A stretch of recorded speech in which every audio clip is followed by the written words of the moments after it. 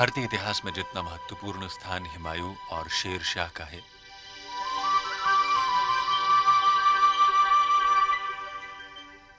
उतना ही उनके द्वारा निर्मित और उपयोग में लाई गई प्रसिद्ध इमारत पुराने किले का है।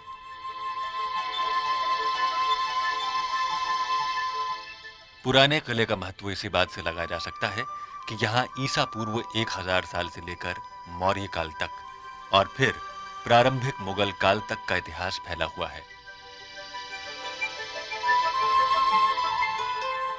इतिहासकारों के अनुसार पुराना किला ही वो स्थान है जहां पांडवों की राजधानी इंद्रप्रस्थ का इतिहास दबा पड़ा है। कहा जाता है कि शेरशाह सूरी ने दीन पन्हा नगर को नष्ट कर उसी जगह पुराने किले की नींव रखी।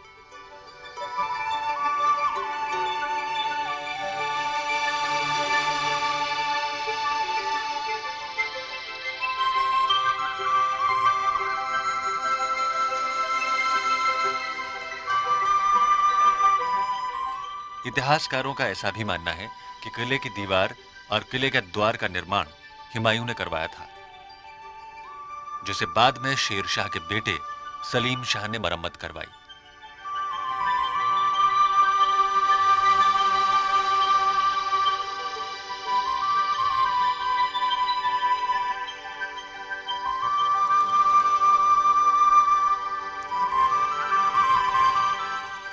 किले के चारों कोनों पर 4 बड़े-बड़े बुर्ज बने हुए थे।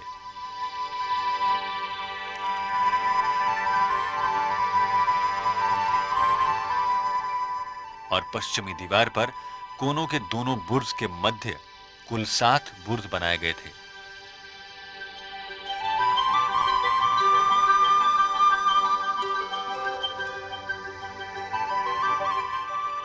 इन 7 बुर्जों में वे बुर्ज भी सम्मिलित हैं जो पश्चिमी दरवाजे से लगे हुए हैं।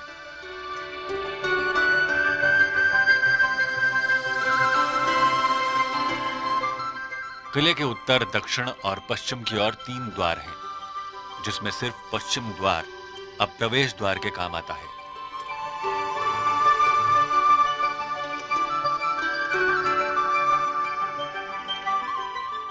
बाकी के दोनों द्वार अब बंद कर दिए गए हैं।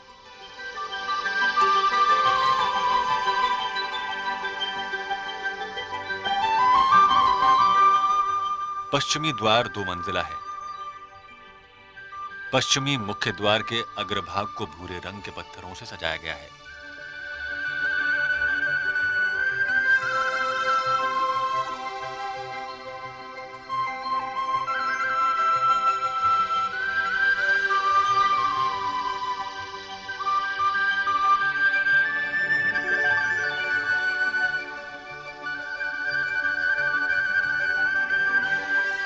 पश्चिमी दरवाजे के दोनों किनारों पर स्थित बुर्ज प्रवेश द्वार की ही तरह भव्य और बड़ा है।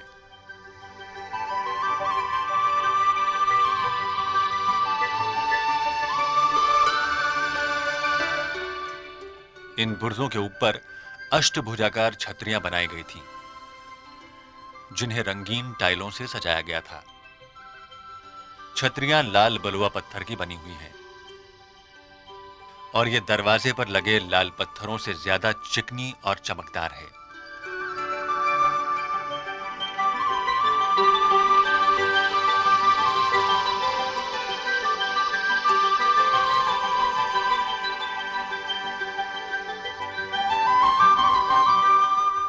दरवाजे के उत्तर अवस्थित बुर्ज दिन ब दिन खंडहर में बदलता जा रहा है और यहां अवस्थित छतरी का भी नामो निशान मिट चुका है।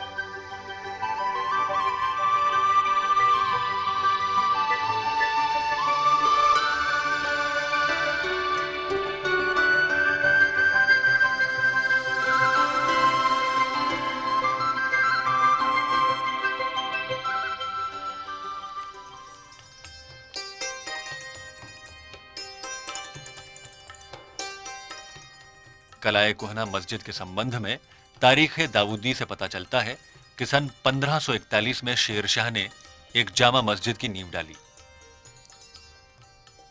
और इसे बहुत ही जल्द पूरा कर लिया गया। यह मस्जिद एक आयताकार इमारत है जो 168 फुट लंबी और 44.5 फुट चौड़ी है।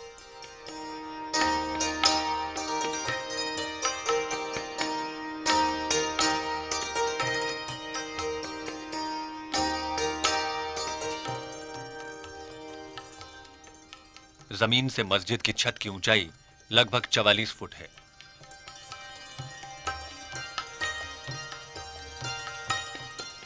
मस्जिद के प्रार्थना कक्ष के सामने घोड़े की नाल के आकार वाले 5 मेहराबी द्वार हैं। इसमें बीच का मेहराबी द्वार, जो संभवतः मुख्य द्वार भी है, 40 फुट ऊंचा और 25 फुट चौड़ा है। इस बीच की मेहराब के दोनों किनारों पर तंग लंबी धारियों वाले भित्ति स्तंभ हैं, जो संगमरमर और लाल बलुआ पत्थर से बनाए गए थे।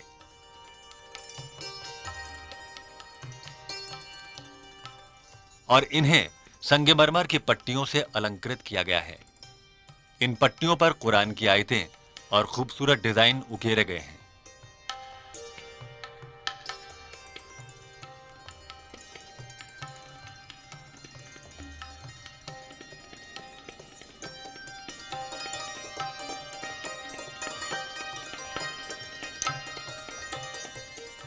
बीच के मेहराबी द्वार के बगल से 2 पतली मीनारें छत के ऊपर तक निकली हुई हैं।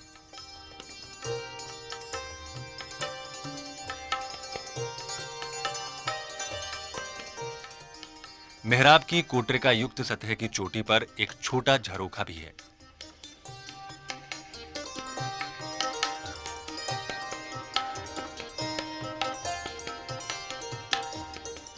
कोने के मेहराबों में लाल पत्थर की जगह सादा भूरा पत्थर इस्तेमाल किया गया है।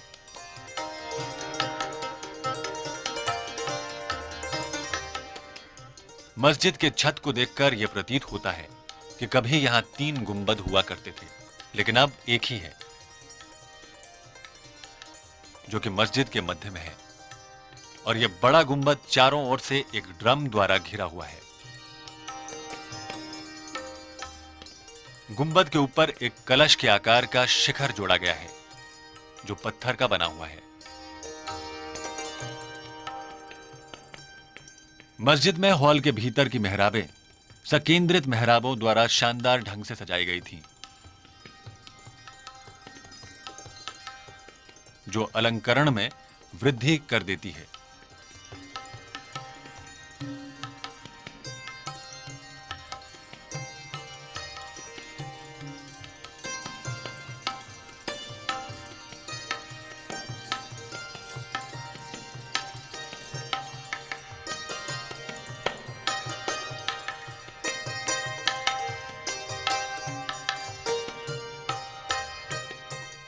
हॉल के बीच का खंड अपने दोनों किनारों पर छतरियों के निशानों सहित एक सुंदर गुंबद द्वारा आच्छादित है।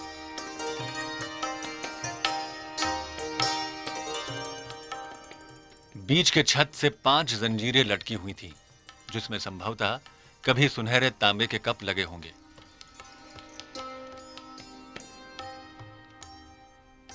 कलाए कोहना मस्जिद का मस्जिदों के विकास में एक महत्वपूर्ण स्थान है, जो लोदी शैली से मुगल शैली में परिवर्तन की मिसाल है।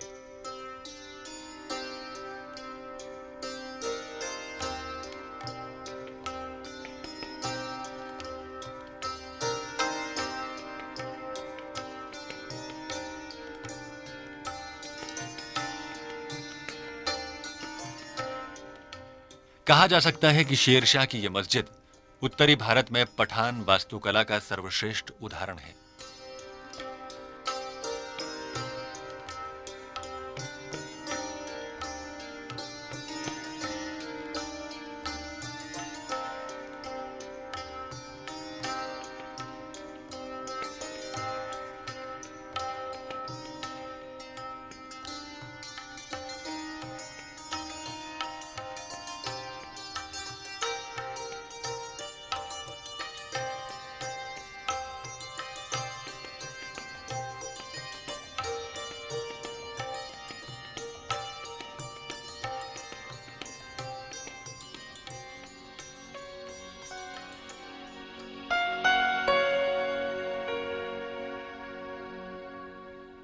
बगीचे की सीध में जो सबसे पहले स्मारक यहां नजर आता है वो है शेर मंडल।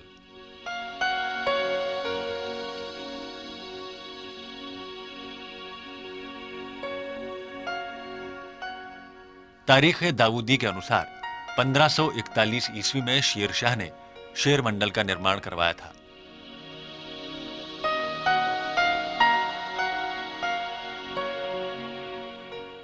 शेर मंडल लाल बलुआ पत्थर से बना 2 मंजिला अष्टभुजाकार भवन है, जिसे संगमरमर से उभारा गया है। इसके ऊपर एक अष्टभुजाकार छतरी है जो चारों तरफ से खुली हुई है। 4.5 फुट ऊंचे चबूतरे पर खड़ा शेर मंडल की अत्यधिक ऊंचाई लगभग 60.5 फुट है।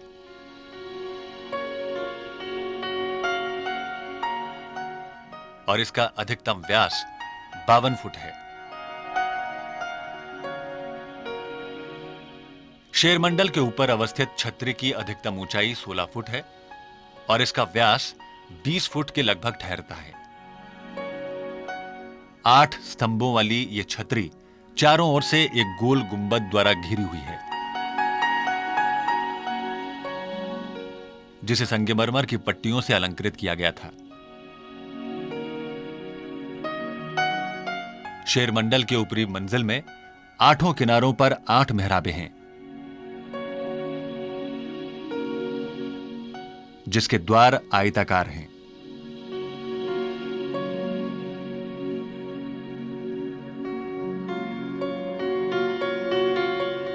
यहां बीच का कमरा बाकी कमरों से बड़ा है।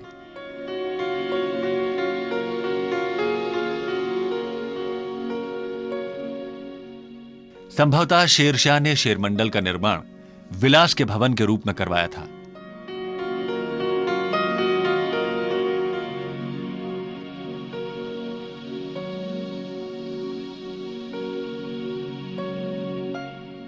परंतु यह विश्वास किया जाता है कि हुमायूं द्वारा इसका इस्तेमाल पुस्तकालय के रूप में किया गया था। समकालीन इतिहासकारों के अनुसार एक दिन जब हुमायूं सीढ़ियों से उतर रहा था तो अचानक उसका पैर फिसल गया और वो सीढ़ियों से लुढ़कता हुआ नीचे आ गिरा, जिसके कारण उसकी मौत हो गई।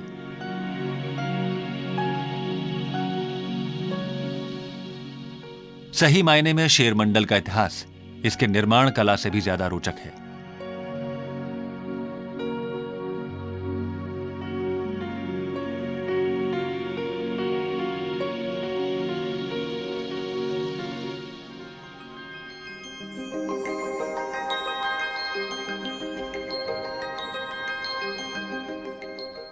पुराने किले के 3 मुख्य फाटकों में उत्तरी फाटक तलाकी दरवाजा या वर्जित दरवाजे के नाम से प्रसिद्ध है।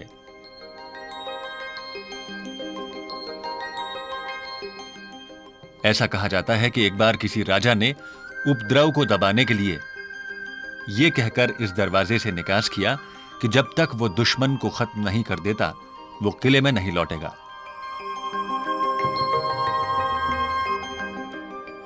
लेकिन दुर्भाग्य से युद्ध के दौरान उस राजा की मृत्यु हो गई और वो लौटकर कभी नहीं आया, जिससे यह फाटक हमेशा के लिए बंद कर दिया गया। तलाकी दरवाजा एक भव्य दरवाजा है जो लगभग 50 फुट ऊंचा और 24 फुट चौड़ा है। इसके दोनों किनारों पर 2 बड़े बड़े बुर्ज बनाए गए थे।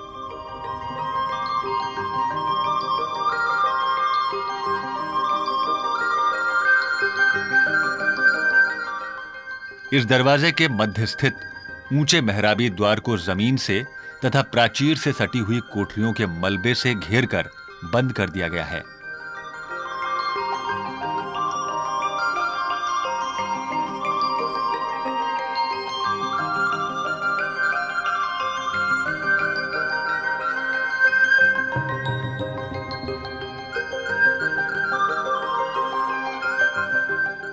तलाकी दरवाजे के दूसरी मंजिल पर अवस्थित मंडप के सामने का भाग सफेद प्लस्तर की एक बड़ी पट्टी से बनवाया गया है।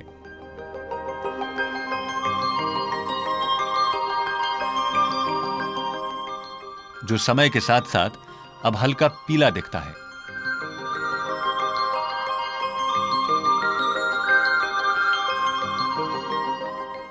इस मंडप के सामने की ओर एक छोटा मेहराबी द्वार है।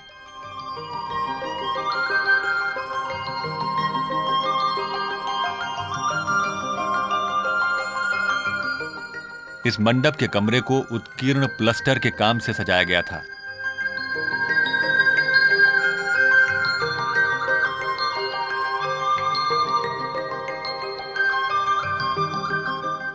और दरवाजे के अंदर के छत पर खूबसूरत मोटिफ लगाए गए थे।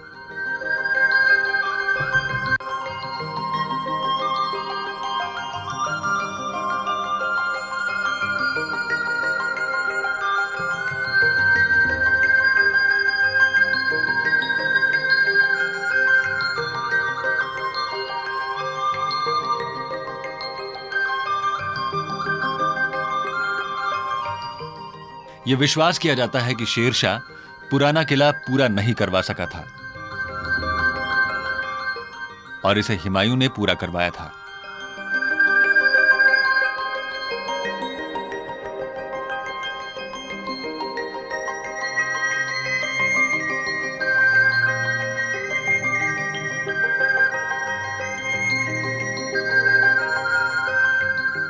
सियाही की लिखावटों में जो इस दरवाजे के एक ताक में मौजूद थी, हुमायूं का उल्लेख था।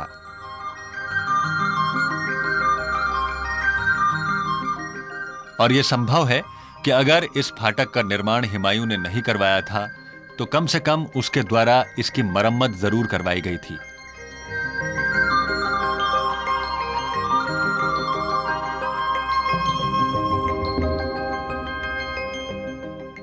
तलाकी दरवाजे के ऊपर 3 छतरियां बनाई गई थीं, जिनमें से 2 छोटी हैं और एक बड़ी।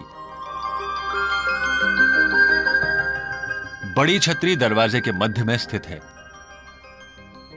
जबकि दोनों छोटी छतरियां बड़ी छतरी से थोड़ा आगे की ओर किनारे में खड़ी है।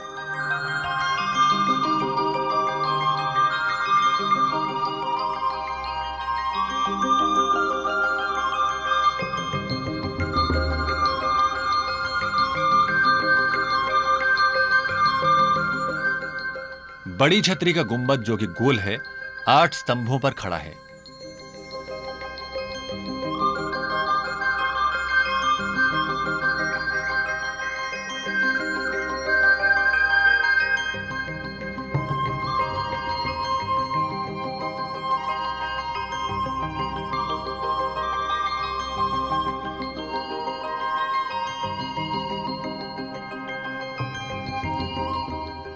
जबकि छोटी छतरियां 4 स्तंभों पर खड़ी है।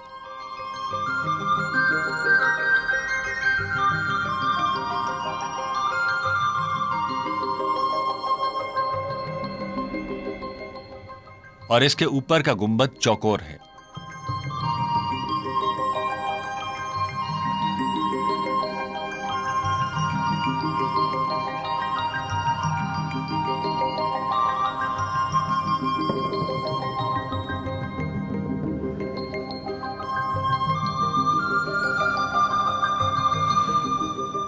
इन छतरियों को लाल बलुआ पत्थर से बनाया गया है।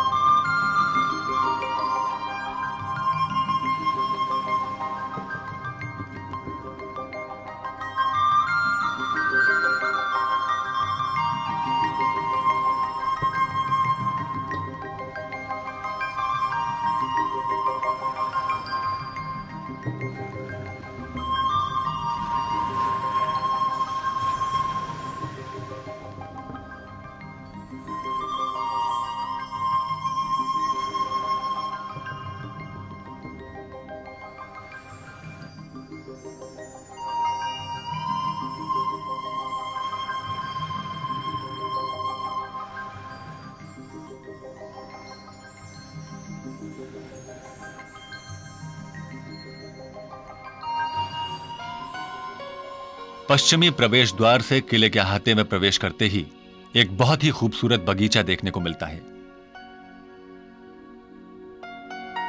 शेर मंडल या फिर जामा मस्जिद की ओर बढ़ने पर पगडंडियों की दोनों ओर सलीके से लगाई गई हरी घास और फूलों की क्यारियां किले के अंदर के दृश्य को और भी ज्यादा मोहक बना देती हैं। इस बगीचे के साथ एक विशेष बात यह है कि भले ही यह हुमायूं के दीन पनाह शहर का हिस्सा था, लेकिन यह कहीं से भी मुगल शैली की विशिष्टता वाले चार बाग शैली से मेल नहीं खाता।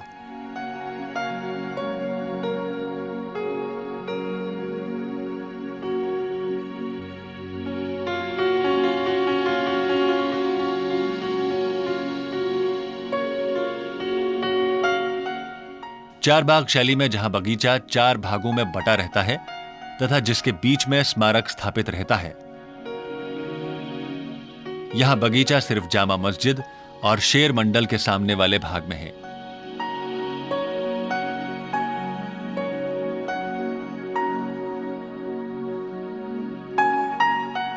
साथ ही यहां नहरे बहिश्त भी देखने को नहीं मिलती, जो कि चार बाग शैली की आत्मा है।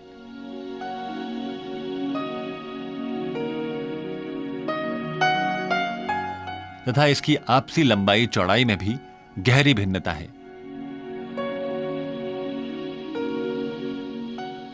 यहां पर्यटकों का तांता सारा दिन लगा रहता है, जो यहां फैली हुई खूबसूरती के साथ साथ इस जगह की ऐतिहासिकता पर भी उतना ही गौर फरमाते हैं।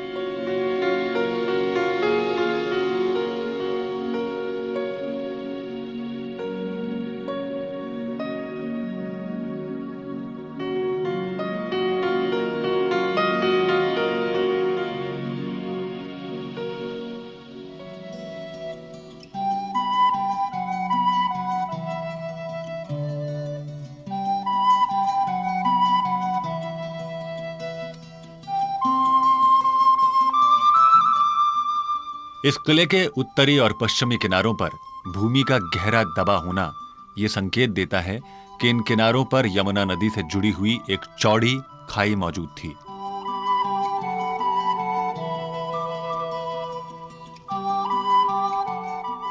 कहा जाता है कि उन दिनों इस खाई में सुरक्षा के दृष्टिकोण से पानी के अंदर जहरीले जानवर छोड़े गए थे।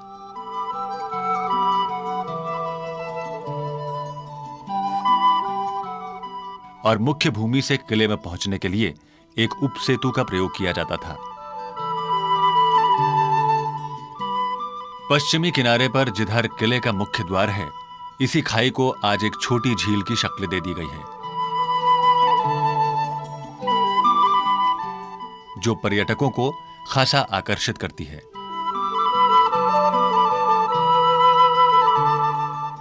वर्तमान में पर्यटक नौका विहार के लिए खासकर पश्चिमी दरवाजे के सामने स्थित इस झील में आते हैं।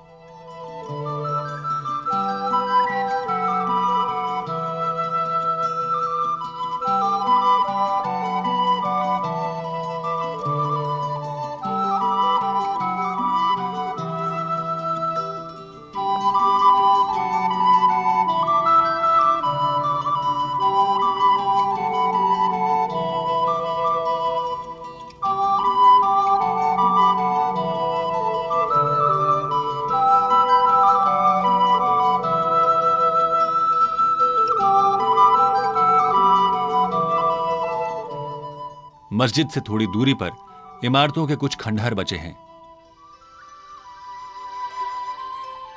इन्हें देखकर ऐसा लगता है कि ये वो इमारतें हैं जिसे शेर शाह ने 1533 ईस्वी में दीन पनाह को कब्जे में लेने के तुरंत बाद बनवाए थे।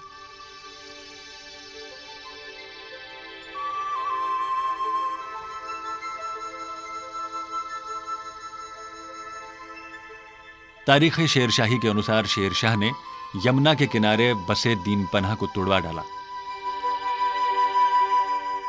और आदेश दिया कि इस जगह पर 2 दुर्ग बनाए जाएं, जिसमें से एक उसके गवर्नरों के लिए था। इमारतों की निर्माण शैली से यह अंदाजा नहीं हो पाता कि इन इमारतों को शेरशाह ने बनवाया था या ये वही इमारतें हैं जिसे हुमायूं छोड़कर गया था। पूरी तरह से खंडहर में बदल चुकी ये इमारतें भूरे बलुआ पत्थर के उपयोग से बनाई गई थी।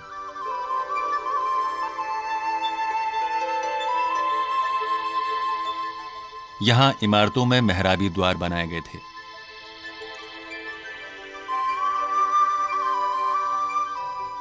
लेकिन आकार प्रकार से ये उतने भव्य नजर नहीं आते जितने इनके पास की ही बनी कलाए कुहना मस्जिद और शेर मंडल है।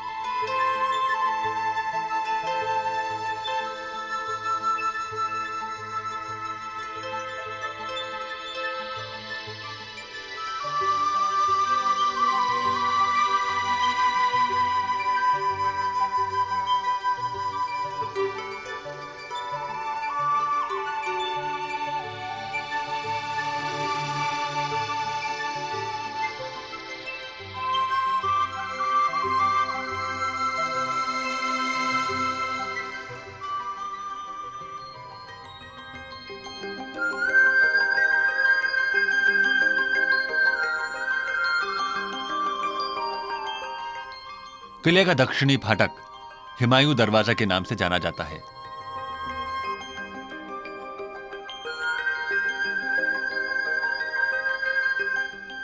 इस दरवाजे का आकार प्रकार भी लगभग उत्तरी फाटक जैसा ही है। उत्तरी फाटक की ही तरह यहां भी एक लेख था जिसमें शेरशाह का उल्लेख किया गया है।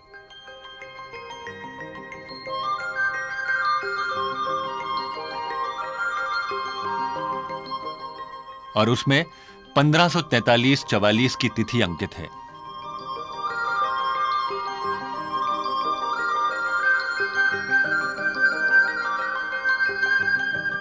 पठान और मुगल शैली से प्रभावित पुराने किले के लिए एक खास बात यह है कि भारतीय इतिहास में शायद ही कोई दुर्ग ऐसा है जो इतिहास के इतने पन्नों को एक साथ समेटे हुए है।